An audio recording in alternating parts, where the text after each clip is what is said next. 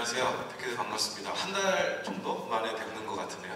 또 새롭게 뵙는 분들도 계신 것 같고, 제가 이거 강의하기 전에 목사님 설교로 은혜를 많이 받았는데, 제가 은혜를 받아서 힘을 내서 강의를 열심히 하는 게 여러분에게 행복인지 불행인지 잘 모르겠습니다. 어떻게 해야 될지 모르겠어요. 제가 완급 조절을 잘해야 될 것 같은데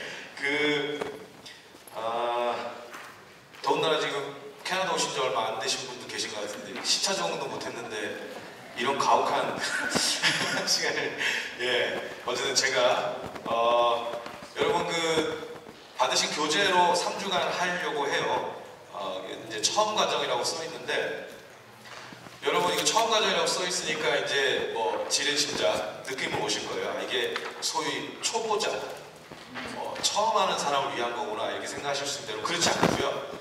여기서 말하는 처음 과정은 이제 묵상 전체 얼개를 그려내는 거고요.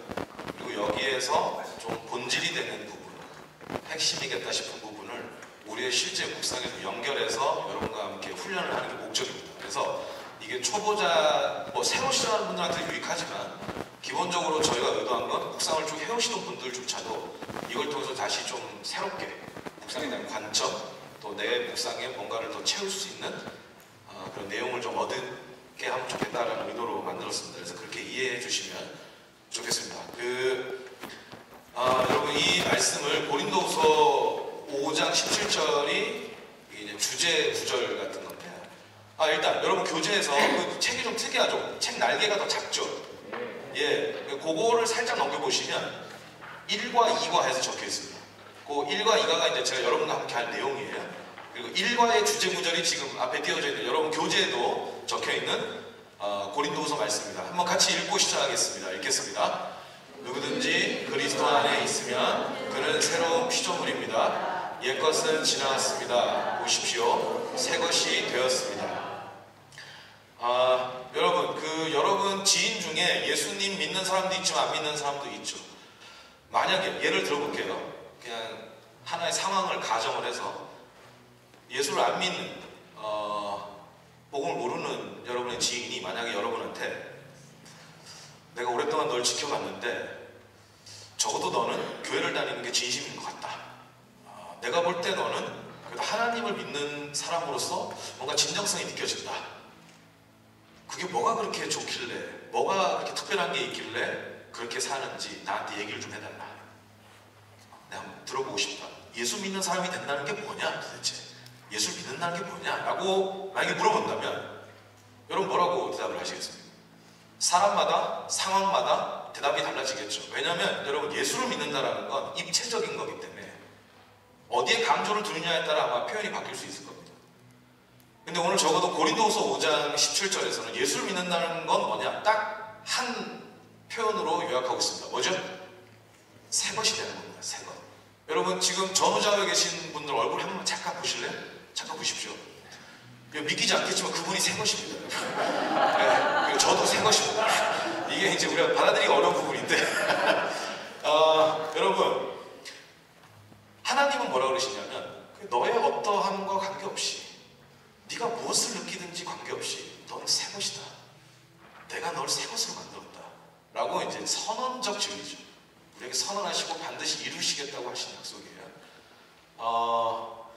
우리가 그래서 좋아요. 주님 제가 어떠하든지 맞아요. 제가 새 것이죠. 제 삶, 새 삶이죠. 제가 얻은 생명, 새 생명이죠. 다 새 것이라고 제가 믿기는 하는데 여러분 이런 거 있죠. 한때 한국에서 굉장히 히트쳤던 드라마 중에 응팔 있었죠.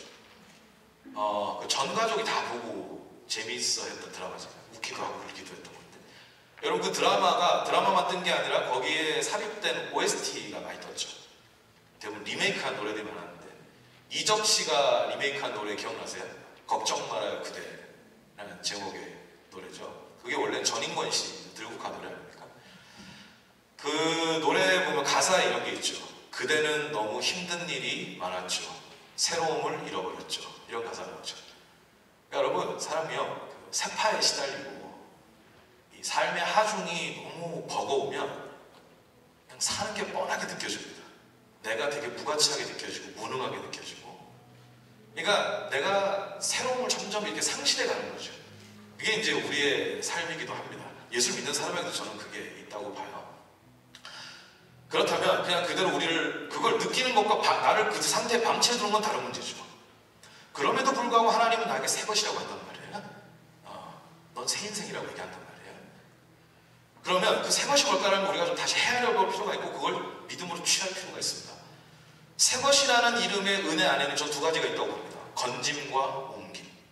건지는 은혜, 옮기는 은혜가 있다고 봐요. 요건 여러분 그 교재에 나와 있는 첫 설명을 제가 제 식으로 좀 요약해서 말씀드린 거라서 요거는 제 화면 한번 보시면 도움이 될 것 같은데요. 여러분 구글 맵을 제가 이렇게 캡처를 해서 올려놨는데 저기가 칠레 사도세죠.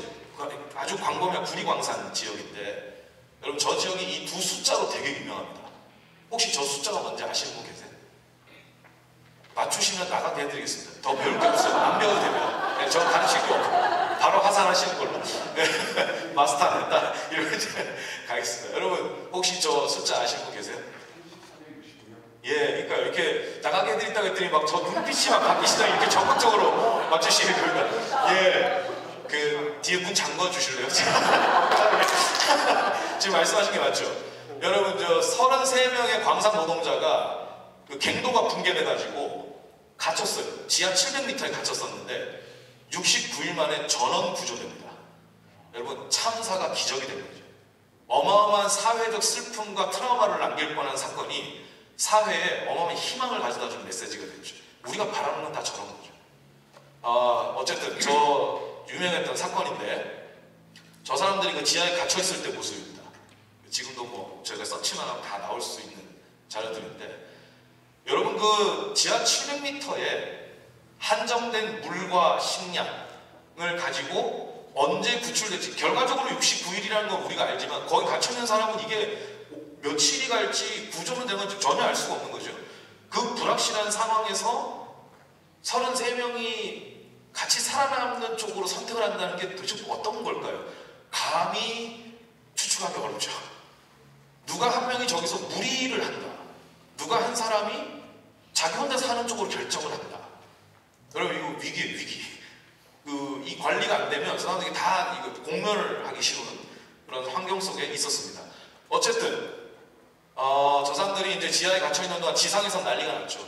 구조를 해야 된다 해가지고 뭐 듣기로는 정말 뭐 각 분야의 정말 수준급의 기술자들이 다 모여가지고 구조 작전을 펼쳤는데 이게 뭐냐면 여기 보시면 옆에 지도가 있죠. 이렇게 저기 이제 갱도를 시추 작업하듯이 이제 하는 거예요. 이 사람들이 있는 위치를 파악해서 그게 무너지지 않는 경로를 찾아서 이걸 뚫는 거예요. 뚫어서 여러분 저 사진 보시면 캡슐이 이렇게 있죠. 저게 사람 한 명 들어서 딱 닫으면은 꽉 차는 캡슐입니다. 저걸 내려서 33명을 이렇게 올리는 거예요. 네, 건져 올리는 거예요. 저 작업이 이제 시작이 된 거죠. 기적이 일어났습니다. 한 명 한 명이 이제 올라와요. 올라올 때마다 난리가 나는 거죠. 환호성이 나오고 끌어안고 울고 기뻐 환희의 눈물을 막 흘리는 이제 순간이었는데 이것도 이제 만나지 못할 것 같았던 막 가족들을 만나고 이제 이런 순간이거든요. 여러분 우리가 그냥 한번 짐작해 보시죠. 저 사람들 여기 700m 갇혀 있을 때 희망도 가졌지만 어느 정도 각오도 했을 겁니다. 여기가 끝일 수 있다 라는 생각을 했을 거예요. 죽어도 이상한 일은 아니다. 이런 상황에서 이런 생각이 들었을 겁니다. 받아들이기 어려웠지만 받아들여야 했던 무언가였을 거예요.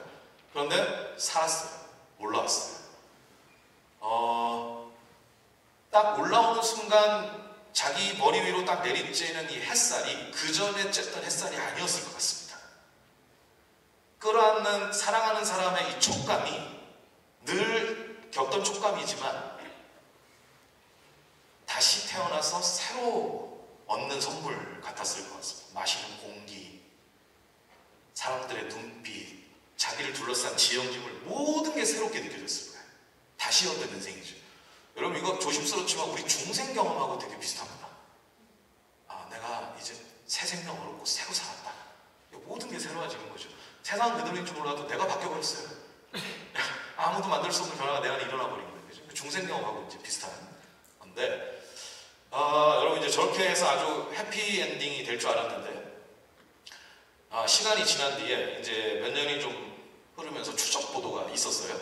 제가 이제 뭐 우연히 그걸 이제 한국에 있는 언론사 그걸 이제 가져와서 얘기하는 걸 제가 좀 접했는데,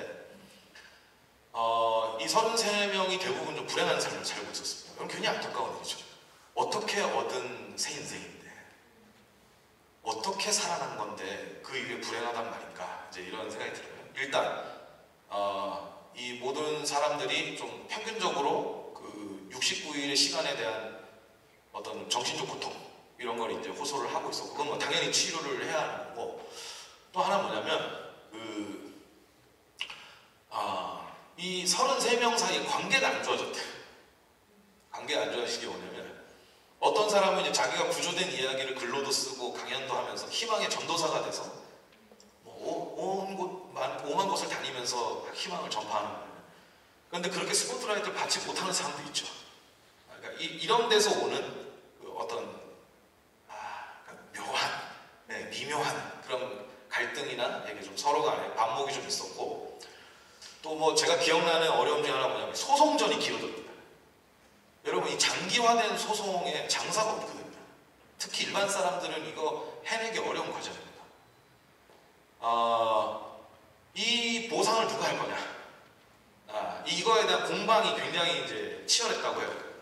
소송은 길어지죠. 비용은 계속 나가죠. 그러니까 이게 뭐 판결 안 나고, 나중에는 이 참사 자체에 대한 해석보다 그냥 법리 싸움이 된 거예요.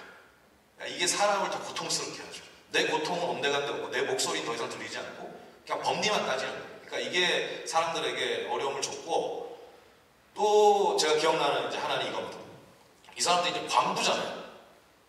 그게 업이에요. 먹고 사는 업인데 취직이 잘 안 됐대요. 그다음부터. 이 사람들이 워낙 유명해져가지고 어디 회사에 취직을 하면 이 사람들이 들어올 때 사회적인 시선이 따라 들어오는 거예요. 이 사람들이 주목을 받고 있다 보니까. 그러니까 사측에서는 여러모로 부담스러웠던 것 같아요. 뭐 우리가 좀 외부에 노출하고 싶지 않은 이런 것도 있는데, 이 사람들이 들어옴으로 해서 좀 소란스러워질 수도 있고, 그런 여러 가지로 이 사람들이 힘들었다고 해요. 참 안타깝고 슬픈 일이죠. 제가 뭐 이걸 여러분 남의 이야기 가져와가지고 뭐 드라이하게 이렇게 여러분한테 무슨 현상을 기술한 게 아니라, 이 건져진 그 기적에 비해서 어울리지 않는 삶이 그 다음에 이제 이어졌다라는 어떤 슬픔을 여러분께 좀 이야기를 하는 건데, 너무 조심스럽지만 여러분, 저는 우리도 그럴 수 있다라는 생각이 좀 듭니다. 여러분, 이 골로새서 말씀인데 이거 한번 같이 읽어보실까요? 그가 우리를 흑암의 권세에서 건져내사 그의 사랑의 아들의 나라로 옮기셨으니 그 아들 안에서 속량 곧 죄사함을 받았느니라. 여러분, 우리가 믿는 복음의 심장부에는 죄사함의 은혜가 있죠. 죄사함의 은혜. 여러분, 그 복음서 보시면 예수님과 바리새인들이 충돌이 많이 됐는데, 일단 예수님과 바리새인들의 신학이 달랐죠. 어떻게 달랐습니까? 바리새인들은 의인을 끌어모아서 하나님 나라가 완성된다고 봤어요. 그러니까 다 잘라내죠. 부정, 뭐 이거 다 자격 없고 이거 다 쳐버리잖아요, 그렇죠? 그리고 이 안에서 이제 그런 의인을 중심으로 한 하나님 나라 구축, 이 바리새의 운동이었다면, 예수 그리스도의 하나님 나라 운동은 죄인을 모아서 이 죄인들을 속량해서 하나님 나라를 세우는 게 예수님의 신학이었죠. 이거 완전히 반대잖아요, 그렇죠? 그래서 우리도 다 그 은혜를 얻고 이제 하나님 나라 안으로 들어온 사람들인데, 죄사함의 은혜를 동선으로 설명하잖아요. 건져내고 옮겼다. 이 굉장히 특이한 표현이죠. 우리가 주목할 만한 표현입니다. 건져내고 옮겼다. 이 은혜로 설명하고 있는데, 여러분, 우리가 얻은 새 것이 되었다라는 그 은혜의 실체가 저건 거예요. 일단 우리를 건져냈습니다. 마치 지하 700m에서 더 이상 자기 힘으로는 올라올 수 없는 그 사람들, 갱도에 갇힌 사람들의 처지 같았던 게 우리 인생이었는데, 예수 그리스도께서 우리를 건져내신 거예요. 모든 흑암의 결박을 분쇄시켜버리고 우리를 건져 올리신 거예요. 그리고 나서 우리를 어디로 옮기신대요. 옮기신대요. 그러니까 여기가 포인트예요, 여러분. 건져냄의 은혜는 다 감격이 있는데, 그 건져냄에 어울리고 조화를 이룰 만한 옮김의 은혜를 누리지 못하면 우리도 그런 경험을 할 수 있는 거죠. 건져냄의 은혜는 무엇이었던가, 내가 사는 삶을 보면. 그럼 이런 생각이 이제 들 수 있는 거죠. 그래서 여러분, 우리에게 중요한 건, 건짐의 은혜만큼 중요한 건 옮김의 은혜다. 이 실체를 이해하고 이걸 내 것으로 취하는 것, 이게 저는 중요하다고 보고, 저 옮김의 은혜에 옮김의 은혜가 저와 여러분의 것이 되게 하는데 저 뭐가 있다고 보냐면 묵상이 중요한 역할이 있다고 봅니다. 그래서 그 부분에 대해서 여러분께 좀 말씀을 드리고자 합니다. 자, 건짐의 은혜와 옮김의 은혜, 이게 이제 저희가 묵상을 하면서 좀 다시 한번 재발견하고자 하는 바고요. 여러분, 그래서 결국 우리가 새롭게 태어났고 하나님 나라라는 새로운 나라에서 새로운 삶의 양식으로 새로운 시간을 살아가는 게 결국 건짐과 옮김을 종합하는 겁니다. 그러니까 새로 태어난 것 말고 그 다음이 없으면 그냥 계속 그 자리에서만 뺑뺑뺑뺑을 돌게 되는 거죠. 그다음에 옮겨지는 이 내가 지금 어느 지향성으로 어느 운동력으로 어떻게 가고 있는지를 봐야 하는데 그걸 한번 우리가 발견해 보도록 하겠습니다. 자, 그걸 어떻게 발견을 해보고자 하느냐? 여러분, 우리가 삶을 영위할 때 필수적인 게 있죠. 십의주가 있습니다. 여러분, 하나님 나라에 들어가도 하나님 나라의 십의주가 있습니다. 저걸 잘 알아야 하나님 나라에 옮겨진 삶을 영위할 수 있습니다. 자, 이걸로 누릴 수가 있어요. 그래서 저 부분을 묵상과 관련해서 한번 살펴보도록 하겠습니다. 자, 셋 중에 뭘 먼저 시작할까요? 오늘 국수도 드신다고 하던데, 네, 국수 냄새가 올 때까지 일단 먹는 걸로 한번 시작을 해보도록 하겠습니다. 자, 먹다. 여러분 교재에 그 먹다 페이지를 한번 펴보시면 좋겠는데요.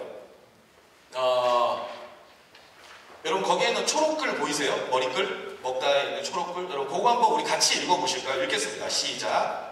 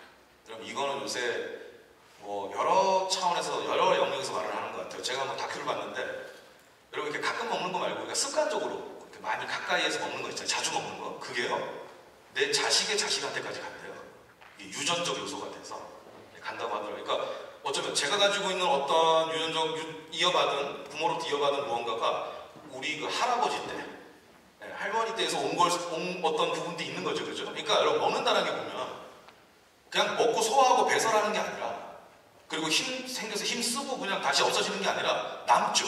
그리고 우리 존재의 일부가 되는 거예요. 그러니까 먹는다는 게 그런 면에서 참 진지한 것이 아닐 수 없다 생각을 하게 되는데, 이걸 우리 신앙의 관점으로 봐도 타당합니다. 이런 이야기는 당신이 먹는 게 곧 당신이다. 당신이 누군지를 말해준다라는 것. 여러분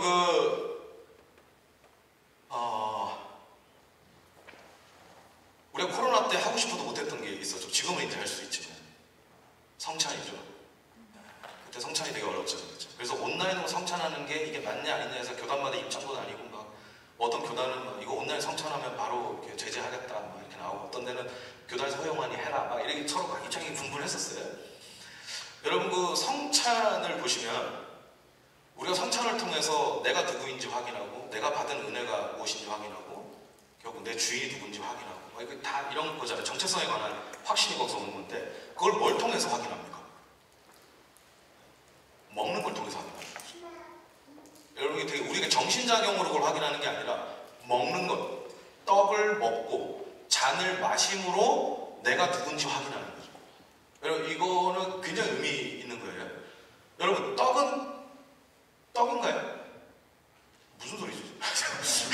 여러분 산은 산이고 물은 물입니까? 이런 불경 잠깐만. 여러분 떡은 떡입니까? 아니죠. 떡은 떡이지만 단순히 떡이 아니죠. 예수님이 우리를 위해 찢으신 몸을 상징하죠. 잔은 잔이지만 잔으로 끝나는 게 아니죠. 우리를 위해 흘리신 보혈을 상징하죠. 그러니까 여러분 우리가 그걸 통해서 그걸 먹고 마심으로 그 안에 담긴 의미가 우리의 존재로 들어오는 거죠. 그래서 우리 존재의 일부가 되어서 우리를 또 움직이는 겁니다. 그러면서 여러분 무엇을 먹느냐가 되게 중요한데, 로버트 캐리스라는 사람이 누가복음에 관한 책을 써서 저런 얘기를 했어요. 누가복음에서 나타나는 예수님은 세 가지 중에 하나라는 거예요. 식사하러 가는 중이거나, 식사하는 중이거나, 식사하고 나오는 중이다. 이렇게 좀 과장이지만 그만큼 예수님께서 중요하게 생각하셨던 사역의 장이 식탁이었다. 식사 자리였다. 여러분, 예수님이 하나님 나라의 가르침을 주실 때도, 또 예수님과 충돌하는 그 진영에 있는 사람들과 논쟁을 거리가 생길 때도 대부분 그 안에 식탁이 항상 있죠. 먹는다는 게, 예수님도 먹는 걸 이제 굉장히 중요하게 생각하셨고, 거기서 여러분, 예수님 식탁에서 가장 은혜로운 부분이 뭡니까? 죄인들이 앉을 자리가 있었다는 게 제일 감동적인 부분이죠. 아, 예수님의 식탁에 내 자리가 있구나 라고 하는 게 죄인들에겐 가장 감동적인 부분이었던 거죠. 자, 우리가 이런 면에서 먹는 게 중요하다는 걸 좀 우리가 되새기면서, 그러면 여러분, 우리도 하나님의 식탁으로 다 초대받은 사람들이죠. 일로 와, 여기 네 자리가 있다 라고 이제 우리가 다 초대받은 사람들인데, 자, 그러면 우리가 하나님의 식탁에 초대받은 사람으로서, 옮겨짐의 은혜를 받은 사람으로서 하나님 우리에게 주시는 양식은 무엇이 있는지 한번 살펴보도록 하겠습니다. 여러분, 교재에도 저 4가지 말씀이 나와 있죠. 마태복음, 베드로전서, 예레미야, 시편 이렇게 나와 있는데요. 저 구절을 우리 하나씩 좀 살펴보면 좋을 것 같습니다. 일단 마태복음 4장 4절 말씀 같이 한번 읽어보실게요. 시작.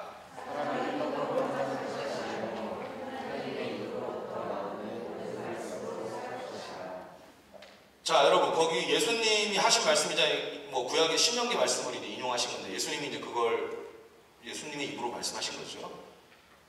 여러분, 제가 여쭤볼게요. 저 잠깐만 봐주실래요? 예수님이 지금 우리한테 우리가 읽은 말씀을 통해서 이렇게 얘기하셨나요? 잘 들어라. 사람은 이 입에 넣는, 그냥 먹는 양식으로 사는 게 아니고 하나님 입으로부터 나오는 말씀으로 사는 거야. 이렇게 얘기하셨나요? 아니죠. 그렇죠? 예수님은 우리가 뭐가 있어야 산다고 얘기하셨죠? 거기서 일단 네, 떡이 있어야 산다는 거예요. 여러분, 여기서 말하는 떡은 뭐죠? 먹고 사는 문제가 해결되는 걸 얘기하는 거죠. 여러분, 동서고금을 막론하고 인류가 존재하는 한 사라지지 않을 이데올로기가 있다고 하죠. 먹고 사니즘이라고 얘기하잖아요. 그렇죠? 여러분, 우리 선거 치를 때마다 늘 이슈가 뭡니까? 누가 먹고 살게 해줄 것이냐. 이게 결국 이슈예요, 이슈. 그러니까 우리가 이걸 부정할 필요가 없어요. 사람은 태어나서 죽는 순간까지, 인류가 등장해서 사라질 때까지 이 과제는 사라지지 않습니다. 그런데 가끔 이런 분들이 있죠. 예수를 믿으면 이 문제가 이제 더 이상 우리에게 중요하지 않고 사라진다라고 생각하는 분들이 있어요. 저는 이제 예수 믿었기 때문에 먹고 사는 문제 걱정 안 합니다. 저는 그분이 너무 걱정돼요. 여러분, 예수 믿는 사람도 먹고 사는 문제 걱정합니다. 그죠? 걱정 똑같이 우리도 그 걱정 안고 사는 거예요. 그런데 우리는 그 문제가 나에게 가장 상위에 있지 않다라고 생각하는 사람이죠. 그러면 이 먹고 사는 문제를 위에 뭐가 있어야 되느냐? 바로 하나님의 입에서 나오는 말씀. 그 말씀이 이 먹고 사는 문제를 컨트롤해야 됩니다. 네, 인도해 가고 길도 열어주고 너무 넘어가면 제재도 해주고 이게 있어야 돼요. 그러니까 여러분, 우리한테 중요한 건 먹고 사는 문제와 하나님의 말씀을 등가해 놓고 막 저울질 이런 게 아니라, 여러분, 이 먹고 사는 문제를 하나님의 말씀이 통치하는가, 데려가는가, 그리고 그것으로부터 우리가 하나님께 은혜를 입고 있는 것을 기억하는가. 여러분, 이게 우리한테 중요한 거죠. 그런 면에서 여러분, 우리가 어제도 오늘도 내일도 우리는 먹고 사는 문제를 고민할 겁니다. 거기에 죄의식을 느낄 필요 없는 거죠. 다 그걸 위해 분투하고 있습니다. 몸부림치고 있어요. 대신에 어떻게 해야 될까요? 그 문제가 내 주인이 되면 안 됩니다. 무슨 얘기인지 아시겠죠? 하나님의 말씀이 나에게 하나님의 통치, 그리고 하나님의 주인 되심을 계속 확신시켜주면서 이 문제를 풀어가도록 해야 한다라고 하는 거예요. 여러분, 그러려면 우리가요, 먹고 사는 문제 고민하는 만큼 말씀에 좀 우리를 노출해야 돼요. 네, 말씀에 좀 우리를 노출해야 돼요. 그리고 내 삶의 이 중요한 문제를 좀 하나님께서 다스려 주시기를, 인도해 주시기를, 구하고 또 응답도 받고, 여러분, 이렇게 할 필요가 있겠습니다.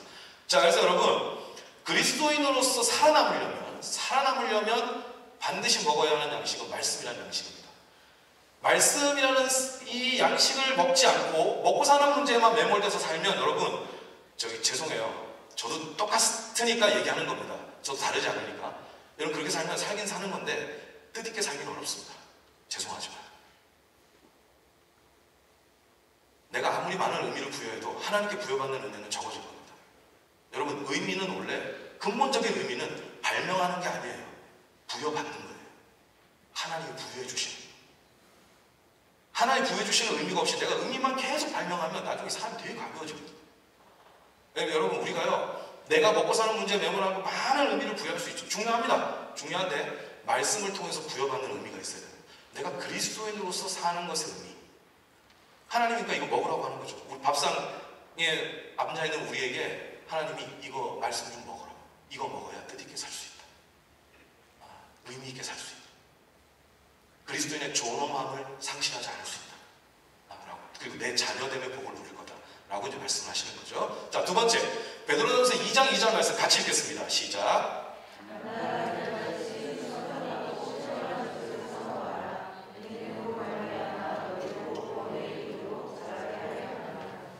제가 거기서 좀 주목하고자 하는 단어는 잘하게 한다. 잘하게 한다. 아까 마태복음 4장 4절에서 우리가 말씀이 필수다. 생존을 위해서 살려면 먹어야 된다. 그리스도인으로 살아남으려면 일단 먹어야 된다 했다면 베드로전서는 자라나려면 먹어야 된다. 라고 하는 거예요. 여러분, 그 자라난다라는 게 되게 존귀한 거죠. 그 마크 트웨인이었나 해밍웨이였나 누가 이런 말 했습니다. 진짜 인생의 고귀함은 뭐냐? 한 해의 시작점에 있었던 나를 돌아볼 때, 한 해 마지막에 선 내가 한 해 시작점에 있던 나를 돌아볼 때 내가 더 성숙해졌다면 그것이 인생의 고귀함이다. 이게 뭐냐면 사람의 진짜 고귀함은 뭔가 일을 크게 이루어내는 것보다 나의 변화, 나의 성숙, 내가 더 깊어지고 있다, 자라나고 있다라는 걸 스스로 확인하고 수 있을 때 그게 사람에게 고귀함을 가져다 준다. 그런 얘기를 한 바가 있어요. 뭐 저는 타당하다고 봅니다. 일리 있다고 봐요. 여러분, 제가요 예를 들어보죠. 여러분, 이 공동체에 아기가 있잖아요. 아니 뭐 내 애가 아니어도 그 공동체 어떤 아기가 있잖아요. 그게 애가 평화예요. 평화. 여러분, 그런 생각 안 듭니까? 어색한 두 사람도요, 중간에 애가 있잖아요. 할 말이 생겨요. 그리고 그 어색함을 얘가 다 상쇄해 줍니다. 그러니까 여러분, 애가 평화예요. 평화. 애가 있으면 웃을 일도 많고요. 그러니까 우리의 남의 구분 없이 공동체에 우리 아기가 있다라는 거, 그 아이의 울음소리가 있다라는 거, 얘 몸짓이 있다라는 건 진짜 선물입니다. 큰 평화인데 잘 생각해 보셔요. 이 예쁘고 곱고 깜찍한 애가 너무 예쁜데 2년이 지나고 5년이 지나고 10년이 지나도 그 모습 그대로면 어떻게 되는 거예요? 여러분, 이건 지금 큰일이 난 거예요. 그죠? 빨간불이 막 들어오는 순간에 이거 뭔가가 잘못돼도 크게 잘못된 거예요. 그럼 바로 이겁니다. 아무리 귀하고 아름답고 예뻐도 시간이 지났는데 그 모습 그대로다? 여러분, 이건 좀 생각을 해봐야 돼요. 우리가 신앙생활 할 때 다 좋은 마음, 좋은 뜻 이런 걸로 시작했죠. 그런데 시간이 지나도 거기서 진일보가 없다. 그래서 그 자리에서만 같은 질문, 같은 관점, 거기만 계속 머물고 있다. 여러분, 이건 좀 생각해봐야 되는 문제다. 라고 여러분께 좀 말씀을 드리고 싶어요. 그래서 사도 베드로는 계속 얘기합니다. 자라나야 된다. 자라나야 된다. 자라나기 위해서 뭘 먹으라고 나오죠? 그 말씀에? 순전하고 신령한 젖을 먹어라. 이게 이제 뭐 엄마가 주는. 예. 여러분, 이게 뭐 오늘날 우리로 치면은 그게 모유든 분유든 아이에게 부모가 주는 걸 얘기하는 거죠. 그렇죠? 아이가 먹어야 될 젖을 이제 주는 건데, 이 섭취잖아요. 그렇죠? 여기서 신령하고 순전한 젖은 문맥상 말씀이거든요. 예. 이걸 갓난아기가 갈망하듯이 먹어야 된다는 거. 그래야 자라난다는 거예요. 제가 이거를 비슷하게 요런 경험을 비슷하게 한 적이 있는 게 언제냐면요. 저희 첫애를 낳았을 때 아내랑 저랑 완전 초보 엄마 아빠잖아요. 애를 그 당시 네이버로 키웠어요. 모르면 지식인을 찾아 들어가면 꼭 우리가 궁금해하는 걸 누가 이미 궁금했더라고요. 답변이 나와있어요. 그거 보고 하고. 그리고 이제 교회에서 뭡니까? 우리 가지고 있는 이 성경나무로 육아 성경으로 불려주는 거 있죠. 119 뭐 이런 거 있어요. 배전 이렇게 두꺼운 거. 그거 쓰고 야 이제 너 써라 이렇게 막 불려주거든요. 그런 걸로 애를 키웠어요. 뭐 아는 게 없으니까. 그러고 있다가 어느 이제 우리가 이제 애를 이렇게 돌보고 있는데 옆집 할머니가 우리가 애 안고 있는 걸 보더니 애가 이렇게 안색이 안 좋다는 거예요. 그 얘기를 듣고 보니까 좀 안 좋은 것 같아요. 병원 한번 가보라 그러더라고요. 그래서 병원을 갔더니 황달이었어요. 황달. 애가 약간 노랗게 돼가지고.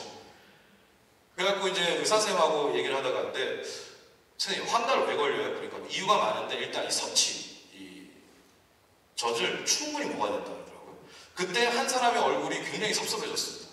누구냐? 저희 아내입니다. 여러분, 분유를 먹여야 되고 모유를 먹여도 되는데 저희 아내는 어쨌든 그때 이 모유가 공급이 잘 돼서 애를 밤낮을 가리지 않고 그 밤중 수유가 여러분 얼마나 피곤합니까? 잠 못 자고 애를 계속 챙겨야 되잖아요. 저희 아내 다크서클이 여기까지 들어갔어요. 제가 그 당시에 벽에 붙어 다녔어요. 눈에 안 띄려고. 화가 저한테 오더라고요. 그래가지고 제가 붙어서 이렇게 막 간다 돌아가 조용히 해. 아무도 없는 사람처럼 집사람 그냥 이렇게 쉬는 아내가 너무 힘들었어요. 그 당시에 그렇게 먹였는데 부족하게 먹였다고 하니 아내가 이제 섭해는 거죠. 내가 뭘 잘못했네. 그때 의사 눈빛이 안 잊혀져요. 야, 이런 아마추어들 이런 눈으로 우리를 보더라고요. 그래서 뭐 보강하는 거 그리고 애가 그냥 뭐 저희가 성인이니까 그 젖을 물고 있다고 그냥 그게 다 되는 게 아니다. 잘 물려주고 잘 빨 수 있게 도와줘야 된다. 다 배워가지고 해서 이제 해결을 했어요. 그리고 애가 이제 안색이 돌아왔죠. 여러분, 제가 그 경험을 통해서 초보 아빠로도 많이 배웠지만 그리스도인으로서도 뭔가 하나 배운 것 같습니다. 젖을 물고 있다고 젖을 다 먹는 게 아니다. 충분히 먹은 게 아니다. 말씀이 있는 자리에 왔다고 말씀을 먹은 건 아니다. 네, 여러분, 이런 생각을 좀 했습니다. 여러분, 그러면 사도 베드로가 말하는 섭취하는 것, 말씀을 나를 자라게 하는 섭취된 말씀이란 건 뭘까? 여러분, 이런 거죠. 그 말씀과 내 믿음이 딸깍하고 결합이 되는 거죠. 여러분, 내 믿음에 결합된 말씀이 섭취된 말씀이죠. 내 것이 된 말씀. 그러니까 여러분, 저는 좀 이런 게 있어야 된다고 봐요. 모여서 공동체에서 뭐 선포되는 말씀이 있을 때도 여러분 좀 이게 있어야 돼요. 아멘.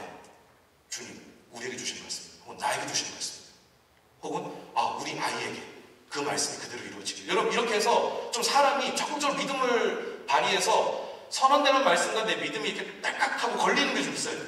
여러분, 그래야 그게 섭취된 말씀이 됩니다. 내 안에서 작용하는 말씀이 될 수 있거든요. 그리고 개인적으로 묵상할 때도, 우리가 흩어져 있을 때도 묵상하면서 정말 그 한 글귀라도, 한 소절이라도, 한 표현이라도 하나님 내게 주신 말씀이라면 그걸 딱 품을 수 있는 것, 그리고 붙들고 살 수 있는 것, 어떤 문제에 대한 길로 여길 줄 아는 것, 여러분, 이런 게 우리에게 좀 필요합니다. 믿음과 결합된 말씀이 우리를 자라게 한다라는 거. 그래서 여러분, 자라남의 은혜가 어느 순간 내 삶에서 희미해졌다면 바로 저런 방식의 섭취, 말씀의 섭취가 내게 있는지 한번 돌아보는 것도 저는 좋은 성찰이 되지 않겠나라는 생각이 듭니다. 그래서 여러분, 모여있을 때나 여러분의 일상을 개인적으로 살아가실 때도 저는 섭취하는 양식이 있어야 되고요. 예레미야서 15장 16절 한번 읽어보겠습니다. 시작.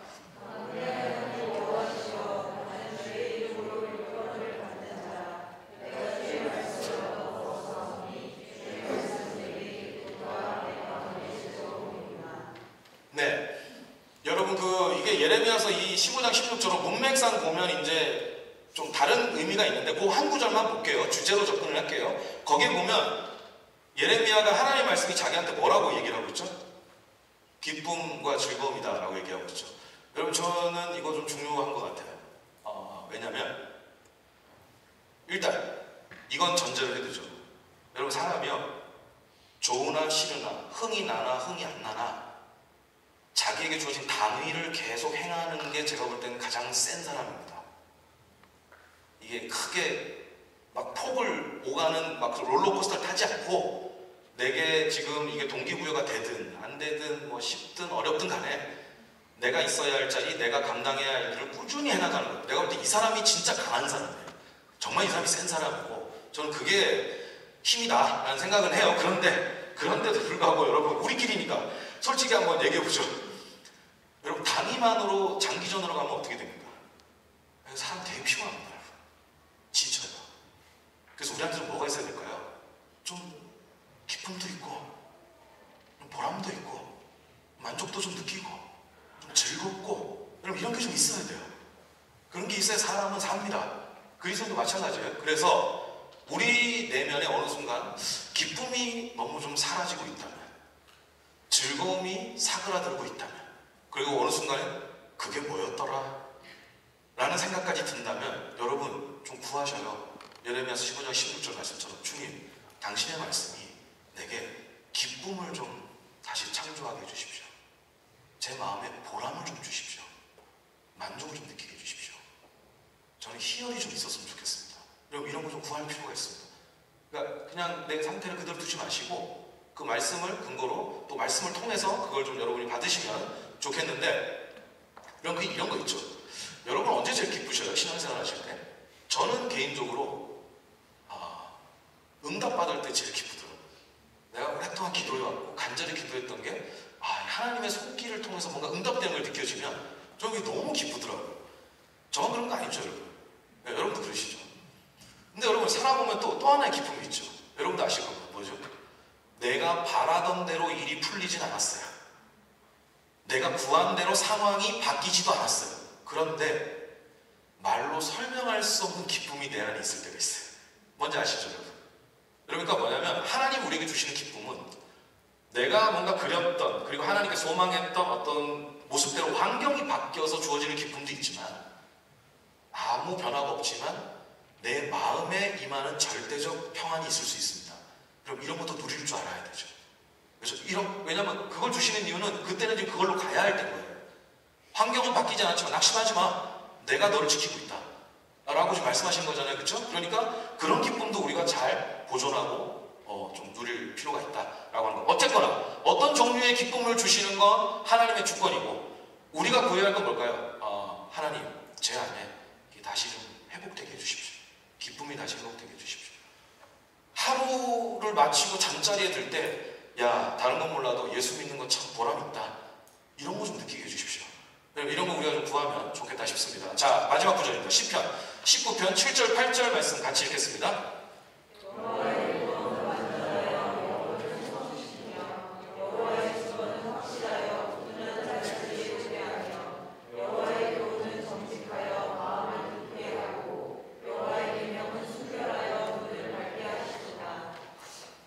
네, 여러분 여기 보면 거기 한번 여러분 뭐 볼펜이 있으면 밑줄 한번 쳐보시겠어요? 여호와의 율법, 여호와의 증거, 여호와의 교훈, 여호와의 계명. 여러분 이건 여러분 아시겠지만 구약의 화법입니다. 구약에서 뭔가 중요한 것 한 가지를 강조하려고 할 때 거기에 여러 별명을 붙이죠. 이름을 붙이죠. 혹은 비유를 끌어와서 이렇게도 표현했다가 이렇게도 표현했다가 이렇게도 표현하죠. 여러분 요건 중요하다는 얘기예요. 그리고 그 대상을 상당히 소중하게 여긴다는 뜻입니다. 여기서 우리가 보는 여호와의 율법, 여호와의 증거, 여호와의 교훈 그리고 여호와의 계명을 한마디로 뭐죠? 말씀이죠. 예, 말씀. 그러니까 말씀은 완전하여, 말씀은 확실하여, 말씀은 정직하여, 말씀은 순결하여 이렇게 읽으면 이제 되는 거예요. 여러분 여기에 보면 뭐 이걸 하나하나 살펴보는 것보다 종합을 해보죠. 일단 여러분 그 여호와의 율법은 말씀은 완전하여 영혼을 어떻게 한다요? 여러분 요새 이런 말 써요. 소성한다. 집사님 나 오늘 예배드리고 완전 소성됐잖아. 이런 말 안 하잖아요. 그렇죠? 우리 보통 요새 무슨 말 하죠? 회복됐다. 이렇게 얘기하죠. 그죠? 회복됐다는 식으로 얘기하죠. 그러니까 그 말씀의 그 아주 우리에게 주는 말씀의 능력 중에 하나가 뭐냐? 회복시키는 능력. 회복시키는 능력. 여러분 저는 이거 교육이라는 관점에서 되게 중요하다고 봅니다. 저도 딸이 둘 있고 뭘 줘도 우리 딸 안 바쁠 겁니다. 제가 아직도 준비가 안 되는 게 딸이 어느 날 남자친구가 생겼다면 어떡할까? 사람을 고용해야 되나? 막 이런 생각이 들어요. 포기가 안 돼요. 딸이 너무 귀한 애들인데 이런 거 있죠.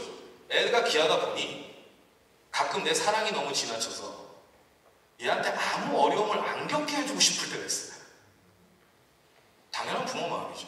근데 여러분 그게 장기적으로 보면 좋을 수도 있지만 아닐 수도 있죠. 사람이 살아간다면 겪기 마련인 어려움은 아이들도 겪어봐야 됩니다. 그러니까 아내들 고생 막 일부러 시키고 이렇게 하자는 얘기가 아니라 애도 지 나름대로 지가 속한 사회가 있고 거기서 살아가다 보면 원하든 원치 않든 겪는 일이 있어요. 여러분 그 겪고 그것 때문에 애가 뭐 막 좀 앓기도 하고 뭐 눈물을 흘리기도 하고 화가 나 있기도 하고 막 위축되기도 하고 막 이러거든요.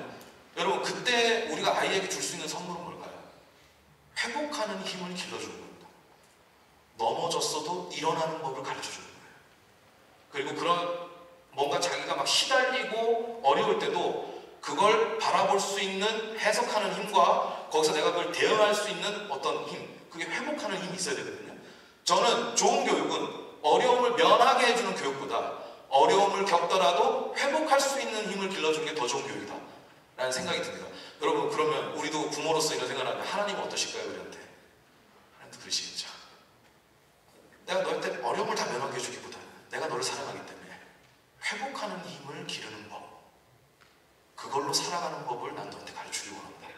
뭘 통해서요? 말씀을 통해서. 이 회복력이 우리에게 이제 좀 확보될 필요가 있죠. 여러분 이런 거 느끼지 않으셔요? 내가 나이가 들어가나? 이런 생각, 제가 이런 말씀 드리면 죄송합니다. 어쨌든 사람마다 자기가 이제 나이 어차피 다 들어가니까 여러분 이런 거 있잖아요. 야, 옛날 같으면 이 정도 운동하면 그냥 하루만 딱 앓고 그다음 딱 살아나는데 이제 뭐 3일, 일주일씩 몸이 안 풀리고 아프고 혹은 감기 걸렸는데 이게 감기가 독해진 건지 내가 약해진 건지 이게 막 사람이 정신을 차릴 수가 없는 거예요. 여러분 그럴 때 보면 우리가 느끼는 거죠. 내 몸의 회복력이 예전 같지 않구나 라는 걸 느끼면 우리가 조치를 취하죠. 그죠? 그 회복력을 다시 키우기 위해서 뭔가를 한단 말이에요. 여러분 우리 영혼의 회복력에도 우리가 그 정도의 관심을 둬야 됩니다. 똑같은 일을 겪어서 비슷한 일을 겪었는데 어떤 사람은 며칠 돼서 툴툴 털고 딱 일어나요. 그런데 비슷한 일을 겪었는데 어떤 사람은 석 달, 넉 달이 돼도 일어나지지가 않아요. 본인이 원해도 이게 잘 안 될 때가 있어요. 여러분 그 영혼의 회복력이 지금 많이 낮아지고 있는 거죠. 그러면 자책할 것도 아니고 남 탓할 것도 아니고 여러분 일단은 뭘 해야 되나요? 일단 첫 번째는 내 회복력을 키워야 됩니다. 다시 내 회복력을 구축해야 된다. 그걸 뭘 통해서 하느냐? 적어도 오늘 구절은 그렇게 얘기하는 거예요. 말씀이 그대에게 회복력을 줄 것이다 라고 하는 거예요. 그러니까 어려운 일 생겨서 회복하기보다 평소에 회복력을 계속 마음의 근력을, 영혼의 근력을 계속 키워놓는 거. 그럼 이게 이제 우리한테 중요하겠고요.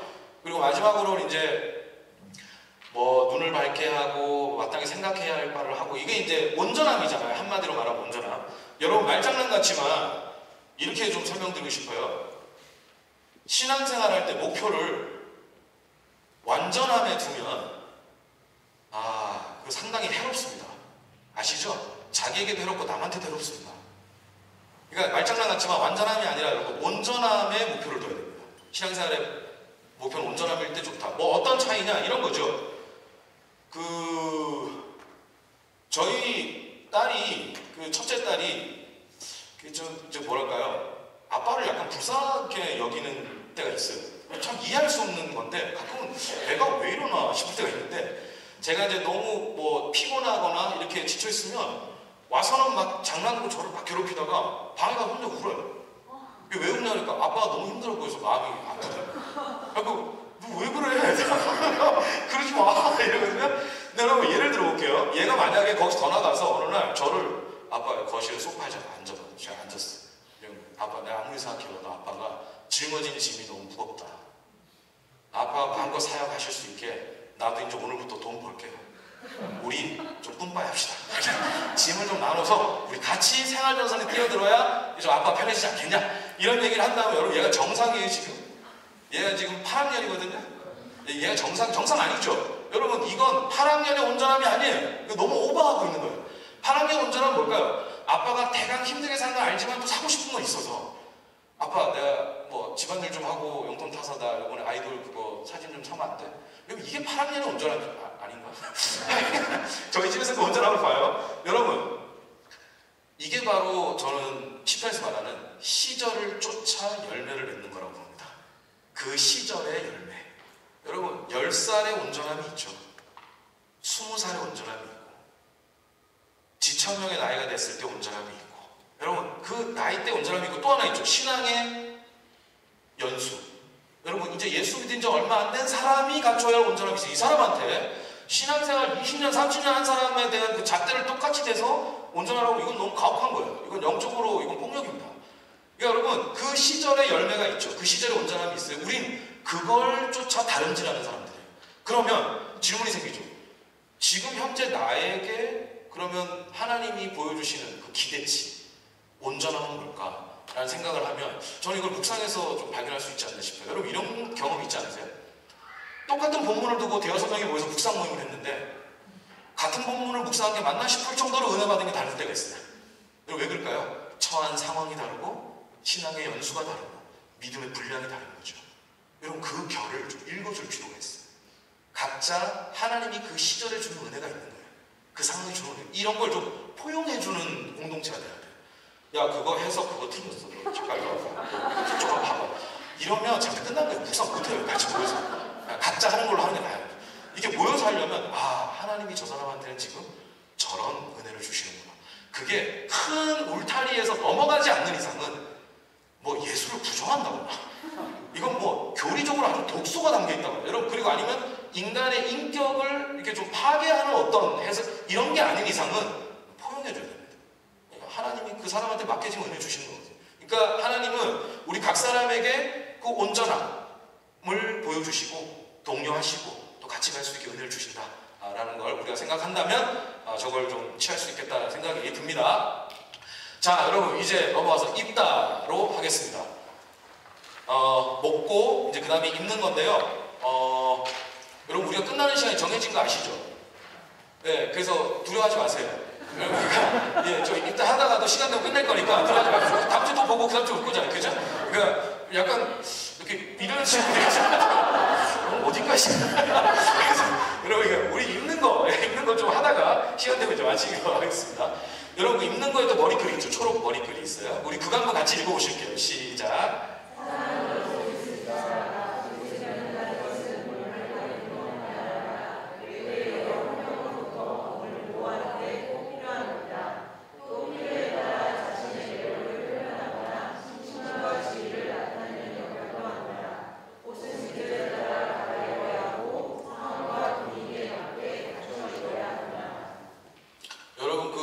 매슬로우의 욕구 이론이 이렇게 있잖아요. 그래서 가장 1차적 욕구, 뭐 생존, 그 다음 뭡니까? 뭐 생존 다음에 뭐죠?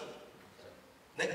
안전, 맞아요. 안전. 그리고 뭐죠? 또 뭐 이렇게 쭉쭉쭉 올라가잖아요. 그러니까 좀 이게 층위가 있잖아요. 그죠? 욕구 이론을 보면 그것처럼 아까 우리가 말한 하나님 나라의 먹거리도 층위가 좀 있었잖아요. 생존하려면 먹어야 되는 것, 자라나려면 먹어야 되는 것, 기쁨과 뭐 의미를 좀 느끼는 먹거리도 우리에게 온전함을 주는 먹거리. 이렇게 해서 이게 좀 층위가 있듯이. 제가 볼 때 하나님 나라에서 제공되는 의복에도 저는 좀 층위가 있고 꼭 뭐 그런 영적인 얘기 아니에요. 여러분 우리가 입고 있는 옷도 좀 층위가 있잖아요. 일단 옷을 왜 입습니까?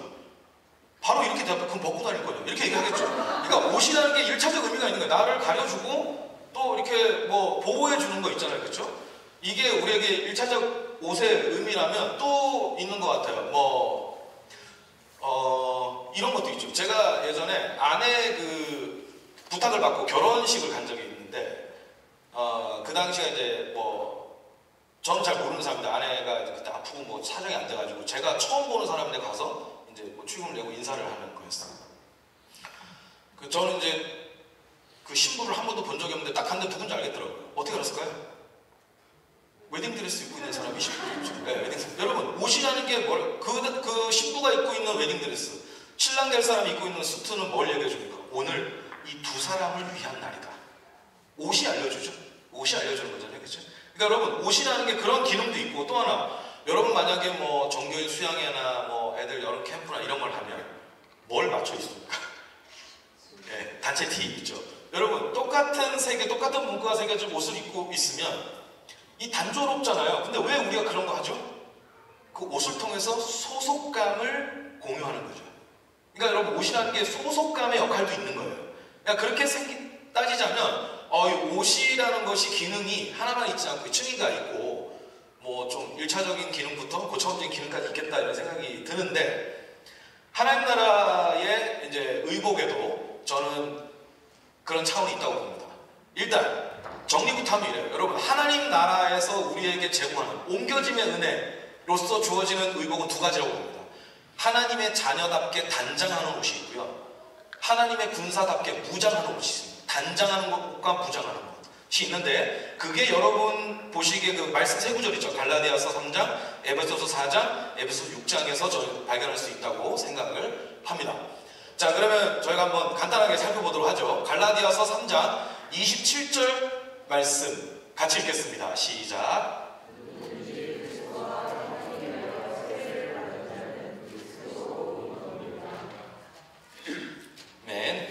여러분 갈라디아서 3장 27절 말씀을 보면 여기 의복이라고 표현이 되어 있죠. 그리스도로 옷 입는다. 여러분 이건 뭐 어디에 강조를 두느냐에 따라 다를 것 같은데, 일단 기본적으로 칭의 뭐 이런 차원에서 볼 수 있을 것 같아요. 여러분 원래 우리 존재의 옷은 뭡니까? 하나님이 보시기에 우리 존재의 옷은 누더기죠. 얼룩투성이고 상처투성이고 얘기했습니다. 그죠? 그 얼룩투성이 그 존재의 옷을 입고는 하나님께 나갈 수가 없어요. 죄인이 하나님께 나갈 수 없는 일이 그런 거죠. 그런데 우리가 예수 그리스도를 믿으면 어떻게 됩니까? 그리스도께서 우리의 의복이 되어주시죠. 그래서 이제 하나님 우리를 그리스도를 통해 보세요. 그죠? 그러니까 우리는 이제 더 이상 위축될 필요가 없고 움츠러들 필요가 없어요. 하나님께 마음껏 안기고 뛰어들 수 있어요. 우리가 하나님의 방문을 놓고 하면 하나님 방문이 열립니다. 어서 와. 마치 아빠가 아이한테 오 왔어 하고 들어오는 것처럼 우리 이제 하나님께 그렇게 환대받는 사람이 된 거예요. 누굴 통해서요?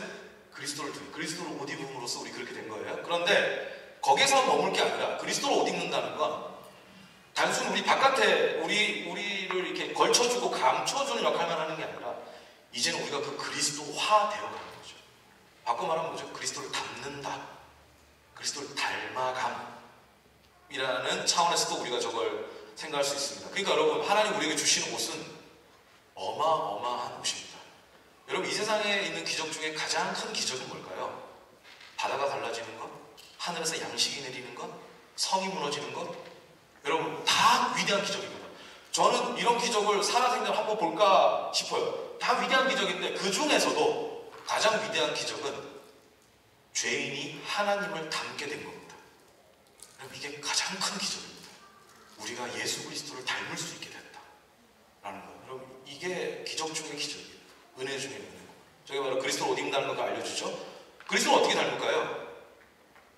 그리스도의 성품, 그리스도가 사람을 바라보는 방식, 사안을 다루는 방식, 그리스도의 인격과 삶 그 자체, 그리고 그리스도께서 우리에게 가르쳐 주신 것을 총망라해서 우리가 계속 그걸 추구하는 거죠. 우리의 지향성으로 추구하는 거죠. 그러려면 말씀에 계시는 그리스도를 계속 우리가 알아야 합니다.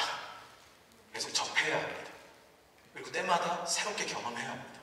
그래 우리가 그리스도를 닮아갈 수 있는 거죠. 그래서 말씀을 통해 우리가 그 그리스도라는 의복을 입을 수 있다. 여러분, 그 맥스 루케이도라는 사람 아시죠? 요즘에는 이제 나이가 드셔서 예전만큼 활동 많이 안 하신 것 같은데 한때 책 많이 쓰셨잖아요. 이분 뭐 글은 다 사랑받았습니다. 그 중에 하나 예수님처럼이라는 제목으로 번역된 책이 있는데 이거 책 좋아하는 그리스도인이라면 한 번쯤 다 읽어봤을 책이에요. 여러분, 거기에 보면 이런 인상적인 글귀가 나오죠. 하나님은 우리를 있는 모습 그대로 사랑하신다. 하지만 그 모습 그대로 두진 않으신다. 그러니까 여러분, 우리는 하나님께 이미 허용되었습니다. 하나님 우리 받으셨어요. 그걸 믿어야 됩니다. 내가 어떠한 상황이라도 하나님 우리 받으셨어요. 그리스도를 통해서. 그런데 그 모습, 그 수준으로 계속 살게 두진 않으신다는 거예요. 우리를 사랑하시기 때문에 우리 그리스도까지 계속 끌어올려 가시고. 여러분, 이게요, 끌어올린다는 게 얼마나 어려운 일이냐면, 제가 예전에 그 주일학교 때 교사를 보면 이 두 종류의 교사가 있어요. 완전히 애들 눈높이로 내려가는 교사가 있어요. 애들이 엄청 좋아요. 근데 문제가 뭔지 아세요? 되는 게 하나도 없어요. 야, 오늘 짤까? 피시방 가자. 피시방. 애들 엄청 좋아요. 근데 이게 뭐 하는 거야? 이런 생각이 막 들어요. 눈높이까지 내려가면 참 좋은데 애들이 자라나질 않아요. 끌어올리는 힘이 없어요. 내려가는 건 좋은데 끌어올리는 힘이 없는데, 또 하나 뭐가 있냐면 막 좋은 대학 나오고 좋은 직장 나와서 뭔가를 이뤄낸 분은요, 애들 가르칠 때 막 이거 잘해야 되고 이거 해야 되고, 애들이 전부 다 죄인 그 앞에서 애들이 그것 때문에 감히 이 선생님의 수준까지 오르지를 못해요. 그러니까 두 개 다 문제죠. 보세요. 지금 끌어올려 하는 사람의 눈높이까지, 그 처지까지 내려가서 거기에서 발걸음을 맞추면서 보폭을 맞추면서 더 높은 차원까지 끌어올리는 건, 여러분, 이건 예술이에요. 예술. 이건 예술의 차원이에요. 하나님 그걸 하시는 거죠. 우리한테 말씀을 통해서 그리스도까지 내가 끌어올려줄게 라고 얘기하시는 거죠. 우리가 그 말씀을 좀 가까이 하는 이유가 되겠습니다. 자, 그 다음 에베소서 4장 22절에서 24절 한번 읽어보실까요? 시작.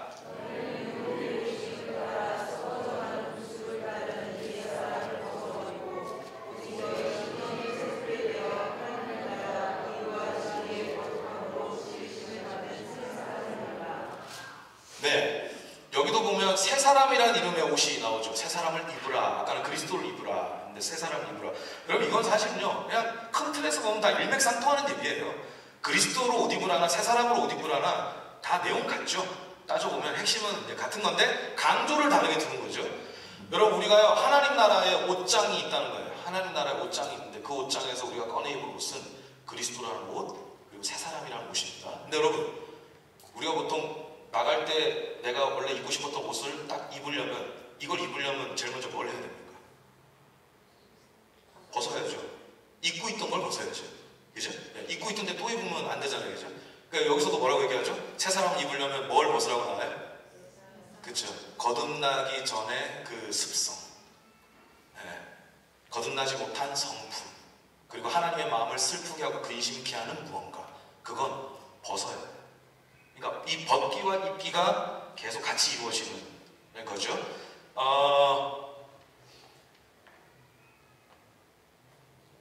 여러분, 내가 지금 옷을 또 입을 때도 이 옷이 잘 입혀져, 단추가 잘 채워졌는지, 나랑 이게 잘 맞는지, 어울리는지 보려면, 그러니까 확인하려면 거울을 보잖아요.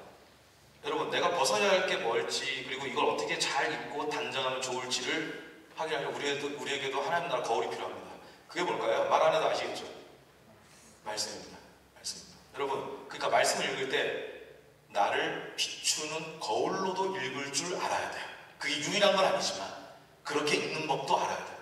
이 말씀을 대상화만 해서 연구의 대상으로만 여기지 마시고 이 말씀 자체와 내가 긴밀하게 연결돼서 여기에 나를 비춰볼 수 있는, 그래서 여기 등장한 사람이 내 어떤 인생 거울이 될 수도 있고 여기 나온 어떤 상황이 나의 삶의 거울이 될 수도 있는 거예요. 거울 좀 비춰보고 하나님께서 좀 근심하시는 건 내가 좀 이건 벗자, 입자. 근데 여러분 이거 몇 번 해야 될까요? 매일 해야죠. 그래서 매일 성경을 봐야 돼요. 깨알 같은 영어부터 여러분 아시겠습니까? 이거 한 번 한다고 되는 거 아니죠.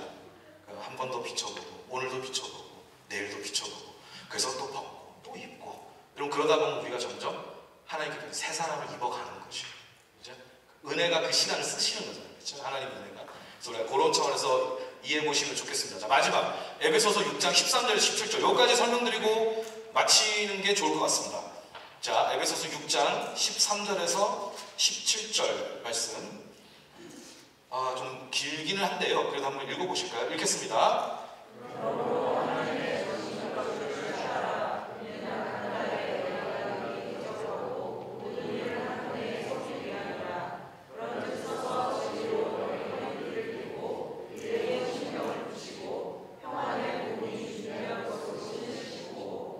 모든 것 위에 믿음의 방패를 가지고 이로써 능히 악한 자의 모든 불화살을 소멸하고 구원의 투구와 성령의 검 곧 하나님의 말씀을 가지라.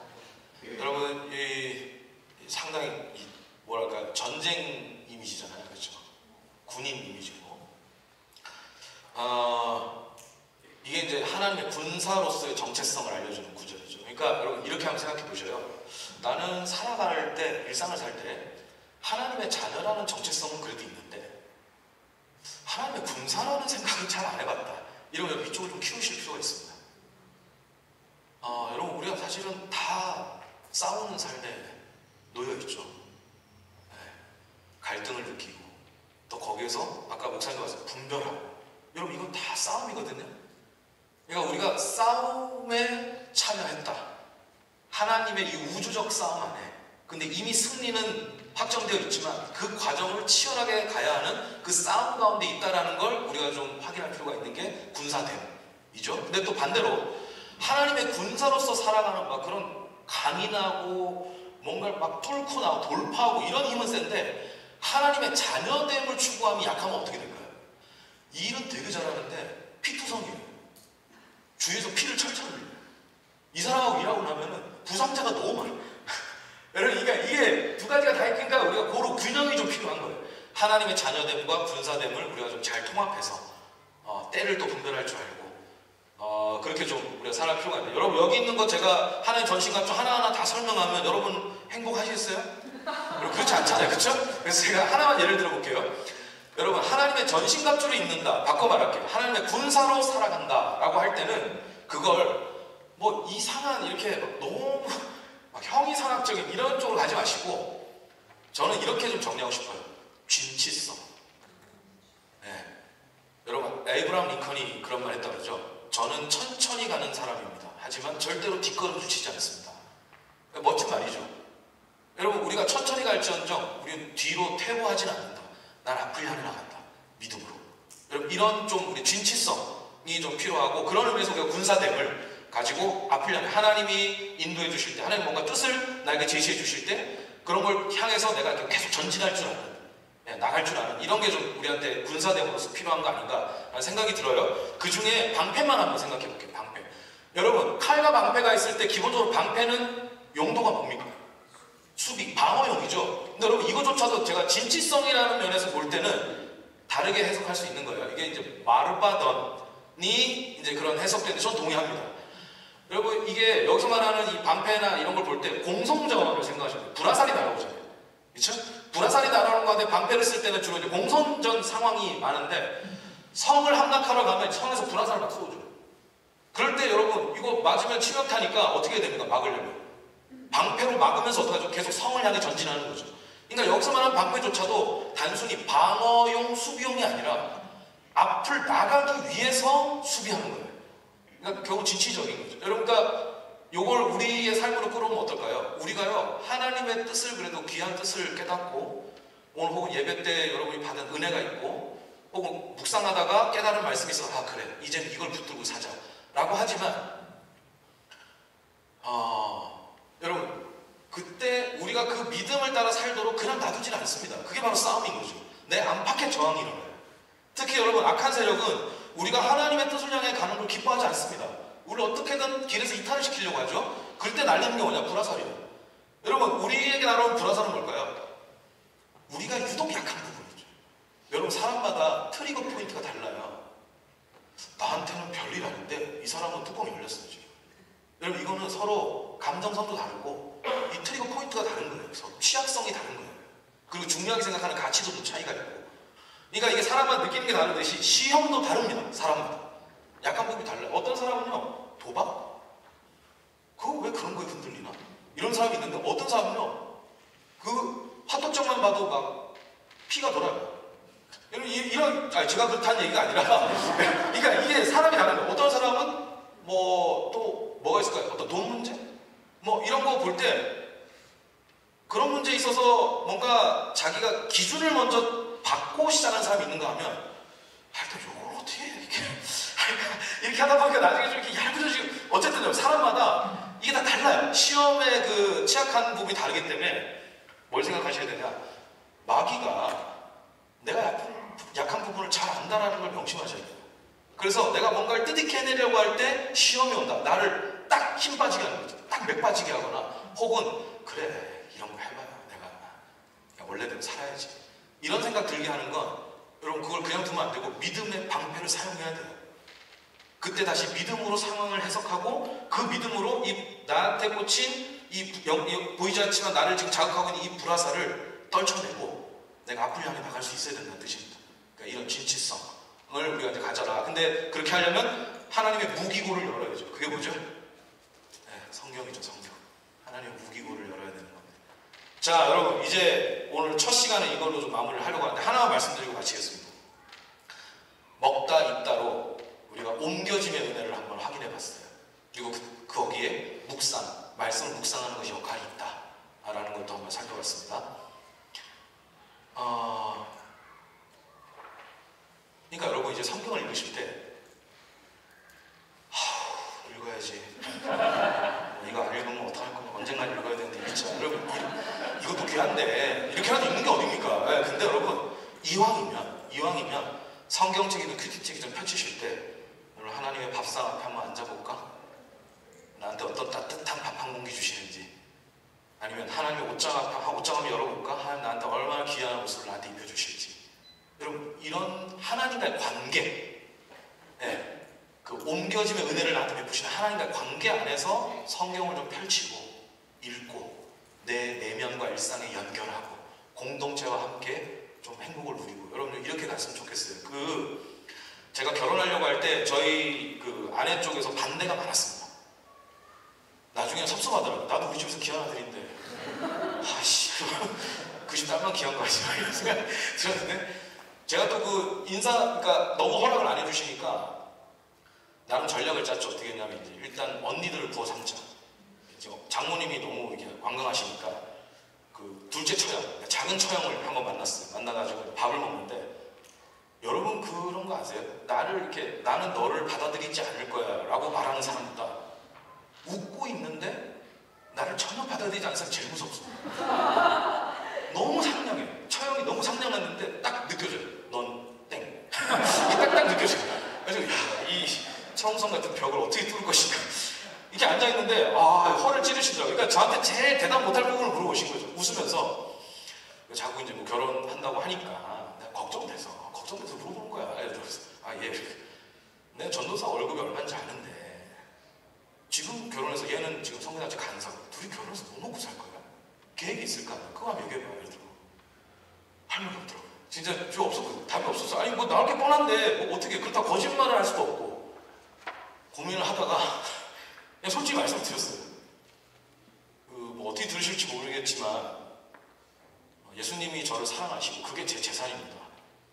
제가 근데 그 핑계로 대강 살지 않을 거고, 근데 저는 예수님이 저를 사랑하신 게 재산인 게 전 실제로 지금 제 삶이 그래서 여기까지 왔다고 생각하고 앞으로도 갈 수 있다고 봅니다. 그랬더니 저희 처형이 니는 집을 가진 것도 없는데 믿음은 있네 이렇게 반응하시는 게 아니고 우리 집안에 미친놈들 이렇게 눈빛이 정말 눈으로 욕하는 거 있잖아요. 막 이게 미쳤구나 이런 생각. 내가 우리 아내 고개 푹 숙여 망했다 들어갔는데 나중에 들어보니까 처형이 이랬대요. 그래도 이놈이 거짓말은 안 하네, 허세는 안 떠네, 이게 좋았다 그러더라고요. 주님의 역사라고 합니다. 그렇게 된 게 나중에 그 장모님 이제 그렇게 통과해가지고 처형 통과하고 이제 장모님께 인사드리러 갔는데 저희 뭐 아신 적 있죠? 저희 아내가 또 과수원집 셋째 딸이에요. 네, 뭐 사실 별거 아닌데 그죠?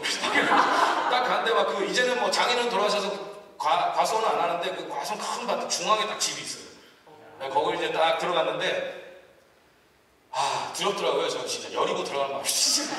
가가지고 제가 그 당시에 또 농구하다가 발목을 접질러가지고 이걸 반깁스한 걸 풀고 이 수트에다가 구두를 신고 간 거예요. 가서 또 장모님 앞에 무릎 꿇고 앉아있잖아요. 나중에 이 발목에 감각이 없어요.